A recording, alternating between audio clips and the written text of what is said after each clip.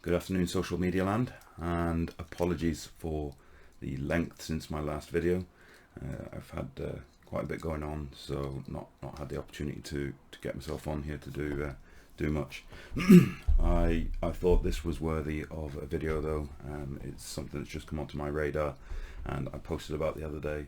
And as promised, I'll do a video now that's a bit more in depth on the subject of Monkey, which is the new app of concern, shall we say, among those who have an interest in child safety.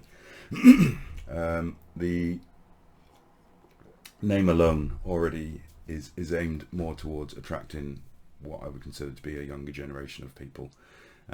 Then when you mix into the fact that this app stroke website, because there is also a website attached to it, they've modelled themselves along the Omegle, chat roulette, TikTok style interface and way of doing things.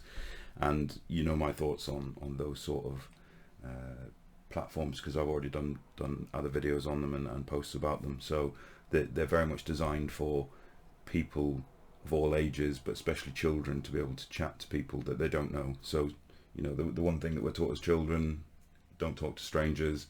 Now we've got these apps running around that let them do that.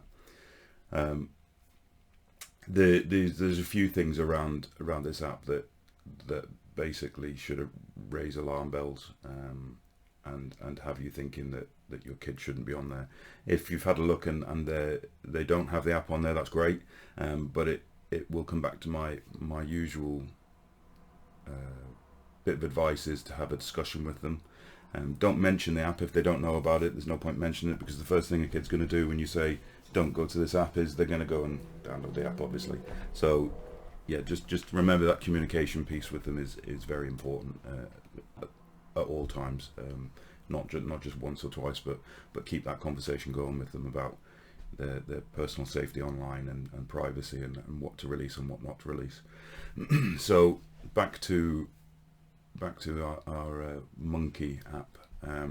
The website states that basically that all users must be over the age of 18, but there's absolutely no age verification on that website. They can link it to their Facebook and their Google accounts, but it will still ask them what age they are, and the actual age verification, or the age part, defaults to the age of 18. So there's very little in the way of any sort of roadblocks to kids signing up to this. And on the actual Google Play website, which I will just bring up now on the screen. So if we look here on the actual App Store that's available on, this is the Google App Store, you'll see that there's very little mention the whole way down about age, apart from in the comments, which is quite interesting. But there's parental guidance. So all that says is that parental guidance is recommended. There's nothing that says it's 18 plus, anything like that. So as you can see from these sort of shots here, it's very orientated towards capturing kids' attention. Lots of colours, lots of things that are very similar to TikTok and Snapchat and what have you. There's filters and all sorts in there. I've actually already installed this onto my little emulator so I can show you it, but I think that what needs to be remembered here is that all of this imagery is very much about trying to attract kids, as far as I'm concerned. And it's so easy to get into. That's it, you're in. Obviously it expects you to have a camera attached. I don't have that on my emulator, but and I'm not going to click into things. I did spend 5-10 minutes just going through it, and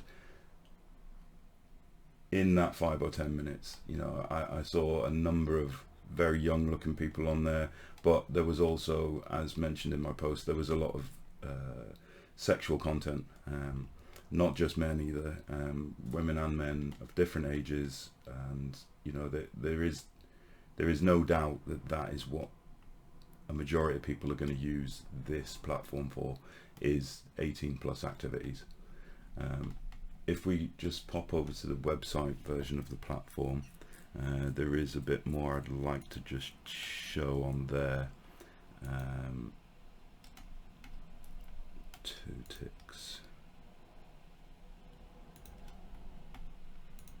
So this is the actual website version of the platform, and in here there is a bit more information available. So if we go into safety, for example, it says that there's a 24/7 moderation team who will review reports submitted by users. The problem with this style of platform is that if the person sees something flash up that isn't appropriate and then it disappears again, they can't report it, so it's gone and it's no longer there. And it's not very easy to report things either. It says it's got machine learning and stuff, all these buzzwords that it's throwing out about, you know, looking for identifying users who violate policies or engage in inappropriate behavior. What is inappropriate behavior when they say it's 18 plus and anyone over 18 can have nude stuff on there and do that kind of activity, and there's not supposed to be anyone under the age of 18 on there. So what is this machine learning looking for? The contact details and stuff there, but the worrying thing is here they've then got these icons at the bottom of this page, almost making it look as though they have, you know, they're certified, or they've got the okay from these different organizations. That's completely not true. All they've done there is put links to resources that are available. In a way, they're trying to make their platform look more child friendly. Again, a warning to the fact that it is not. In the community area, it's got some of these rules, things that are not allowed on Monkey, underage users, but they don't do anything to prevent people from signing up to it. And this is the only mention you'll get of the fact that it's an 18 plus, and you have to go digging for it, is that the age rating is 17 plus. Minors under the age of 18 are not allowed on the app, but again, they do nothing to stop them from getting on there. Zero tolerance policies for people, you know, distributing pornographic content. Again, I've seen nothing that stops that from happening. So, and it's a case of the first that the person sees of it is when it flashes up on the screen, and that in itself is a shocking activity, or could be a shock to someone to see that just, you know, pop up on the screen in front of them. There's no way to know what's going to come up on the screen next, is what I'm saying with that. So that in itself is obviously some very concerning stuff, and you should be concerned if you have kids that have that on their apps, on their devices, whether that be their tablets, their phones, on their laptops, it could be on any one of those platforms that this is available. But I've done some research into it, and yeah, from that 5 or 10 minutes as well, and on top of the research I've done, is that you're looking at every second or third user can be someone carrying out some kind of sexual act or that form of activity on there. It does go up to extremes of bestiality and pornography playing on the screen, and this extremely harmful content can just flash up for a few seconds before the user clicks next, and it means that, as I say, there's no time to report it in most cases. Some other points that I've touched on there is that there's no age verification at all. Anyone can go in there, they just put whatever date of birth they want in there. It's very much designed to attract children, everything from just the name of it to all of the graphics that you see on there that are used. It just smacks of trying to attract children onto the platform. It's designed as an Omegle and TikTok alternative, and in the description on the Google Play Store, it says it's there to make friends and chat to celebrities. So it has very much taken all of those sort of selling points from other platforms and used them itself. You can do in-app purchasing on there, so if you haven't got that locked down, you run the risk of kids spending money on there as well. Location sharing, it's not down to the house, but it does show what area they're in, what town or city they're in, which again isn't ideal. They don't have to give access to the camera, as you saw there, but generally they're going to click, yes to all of the permissions that pop up. And we've started to see that the screenshots from this monkey have started to appear on other social medias. Even the monkey themselves, they have accounts on TikTok and Instagram, and it's all about driving people towards this platform. So we know that TikTok and Instagram are all very popular with kids. I've done some stuff on that before. So it's worthy of note that most kids probably already know about this and probably already are on there, or have been on there. Also, there's the sharing personal information online. It's the same as all the other live streaming apps. It gives away their personal information without them realizing it, and it means that they're sharing details with strangers, or also by linking their Facebook and Google accounts, they're sharing that information with this platform developer.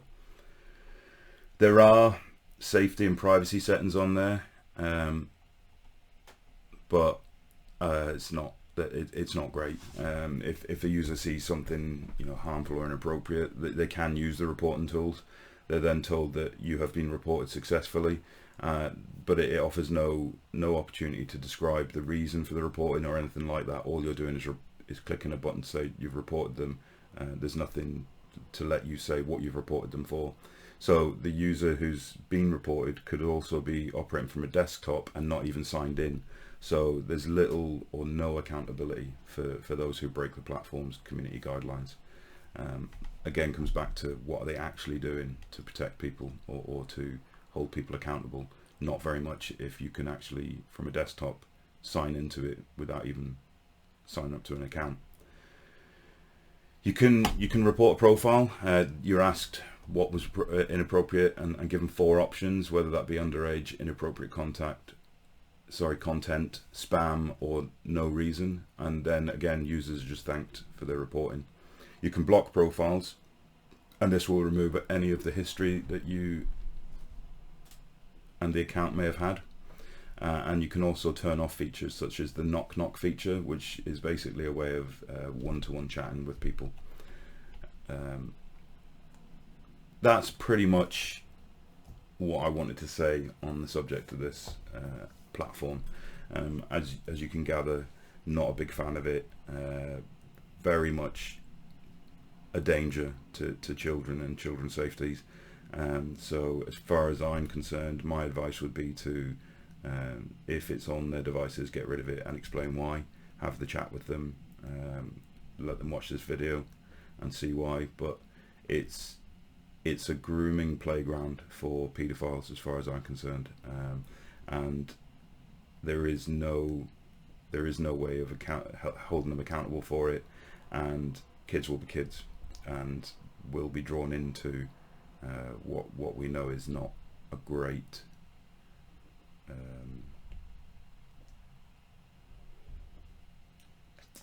outcome for them. So I implore you to do your research on this one. If you don't want to take my word for it, then look into it yourself. But hopefully this has given you enough information to make those decisions. My advice as always is have the conversation with them about how they stay safe online, who they would talk to if someone made them feel uncomfortable or asked them to keep a secret or any of that stuff. Have that conversation. Don't mention the app or the website if you've already discovered they don't have it on there. Just explain to them why an app like that would be bad. You just need to help them to understand what the implications are of them sharing content that is explicit. Once it's on the internet, it's on the internet, and 10-20 years from now, when they're going for jobs, that's the very lowest of the implications that it could have, is that it could affect employment possibilities. The other end of the scale is obviously the sexual exploitation side of things. You can report things like this online to the Child Exploitation and Online Protection, CEOP, which is one of the links that is available on my YouTube website. A very good link and a very good way of reporting things. And obviously, if there's ever a time when you think that the young person's in immediate harm or something, they've disappeared or what have you, then 999. But that's the sort of outcomes that can come from an app like this. As always, if you could subscribe and share this content, especially share it, get the message out there to as many people, as many parents as possible, and kids, and help with that education. Hopefully I'll be doing some more frequent content now, and I will speak to you all again soon. Thanks very much.